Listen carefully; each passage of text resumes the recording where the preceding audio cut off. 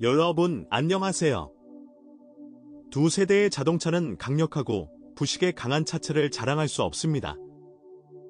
깨지기 쉬운 도장면의 칩과 스크래치가 빠르게 나타날 뿐만 아니라 철 자체도 녹슬기 시작합니다. 첫 번째 표시는 뒷문에 나타나고 그 다음에는 후드와 문턱이 있는 휠아치가 나타납니다. 따라서 페인트가 손상되면 즉시 특수 위장 연필로 칠해야 합니다. 치핑에 가장 취약한 몸체 부분을 특수 필름으로 보호하여 부식 방지 처리를 하는 것이 좋습니다. 많은 소유자가 앞 유리를 강화합니다. 그리고 헛된 것이 아닙니다. 작고 가벼운 물체에서도 칩이 남아있고 균열이 빠르게 나타납니다. 유리를 교체하는 경우 고품질이 비정품 유리를 구입하는 것이 좋습니다.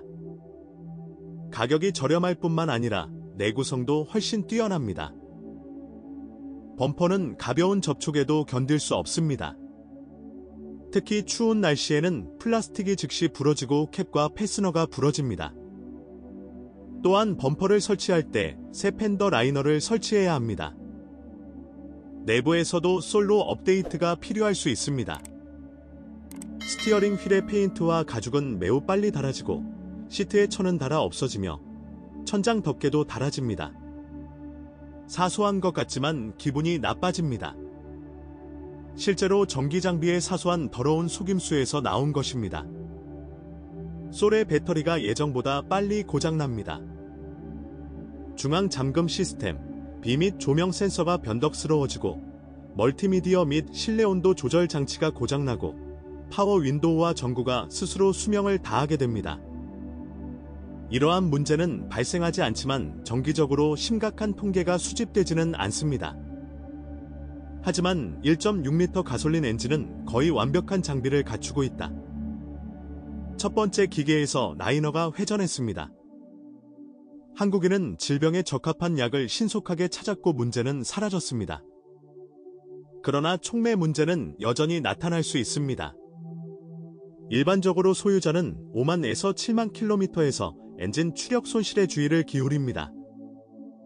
귀하의 차량이 이에 대한 진단을 받는 즉시 컨버터를 즉시 교체하십시오. 그렇지 않으면 곧 엔진 수리가 보장됩니다.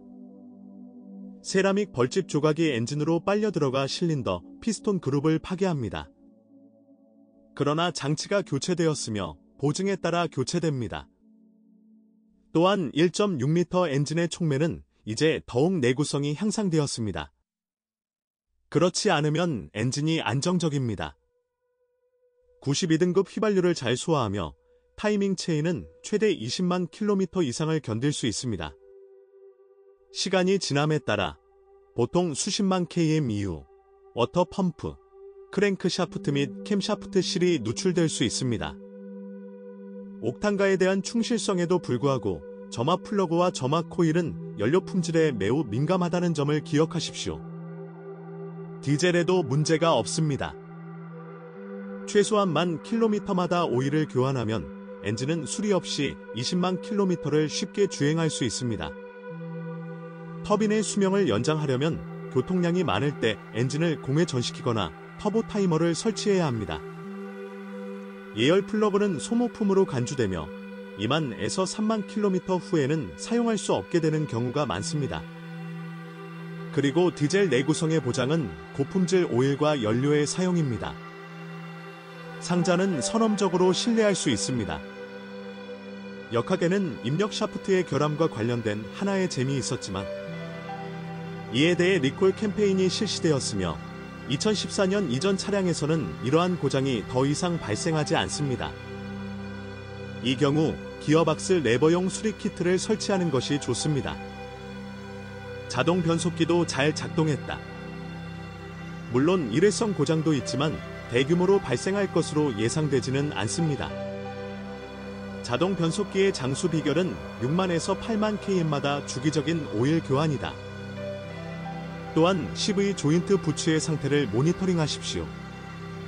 꽤 낡고 달아빠진 그것들은 훨씬 더 비싼 수류탄 자체로 곧 완성될 것입니다. 사용할 수 없게 된 꽃밥을 시각적으로만 인식할 수 있는 경우 3시에서 마모된 각 요소는 다양한 노크 및 외부 소음으로 알려지게 됩니다. 예를 들어 휠 베어링에서 불쾌한 위닝거리는 소리가 나기 시작하고 시간이 지남에 따라 큰 울부짖음으로 발전합니다. 주행 중에 스테빌라이저 링크나 볼 조인트가 살짝 두드리기 시작합니다. 그러나 후방 완충 장치의 누출은 도로에서 자동차의 행동이 더욱 악화되는 것으로만 인식될 수 있습니다. 다른 많은 기아차와 마찬가지로 솔에서도 이런 종류의 문제가 자주 발생합니다. 문제는 일반적으로 유명 브랜드의 유사한 부품을 선택하여 해결됩니다. 스티어링 시스템에서 스티어링 휠 위치 센서가 부러워할 정도로 일관성을 유지하지 못했습니다. 문제는 흔히 발생하므로 딜러는 보증에 따라 전자식 파워 스티어링 어셈블리를 스티어링 칼럼으로 교체했습니다. 사실 2013년 스타일 변경을 통해 한국인들은 이 결함을 수정했고 문제는 사라졌습니다. 브레이크 디스크는 매우 약한 것으로 판명되었습니다. 10,000km에서 휘어지기 시작합니다. 특수 기계로 가공된 디스크는 최대 3,000km까지 주행할 수 있습니다. 따라서 마모된 경우 표준 부품을 잘 알려진 브랜드의 괜찮은 정품이 아닌 부품으로 교체하십시오. ABS 센서는 자주 실패하므로 공급선과 함께 교체하는 것이 좋습니다. 브레이크 페달 접촉 센서가 주기적으로 소손되어 브레이크 표시등이 켜지지 않습니다. 일반적으로 중고 더시커를 구입할 때 심각한 금기사항은 없습니다. 동력장치는 일반적으로 신뢰할 수 있고 세신은 매우 튼튼하며 전기장치는 단순성으로 인해 수리가 가능합니다. 그러나 차에는 사소한 결함이 가득합니다. 한국인들은 이를 체계적으로 제거했기 때문에 최신 사본을 권장합니다. 이것이 2세대 자동차라면 바람직할 것이다. 그러한 모델이 있거나 있었다면 댓글에서 무엇이 어떻게 깨지는지에 대한 정보를 공유하세요.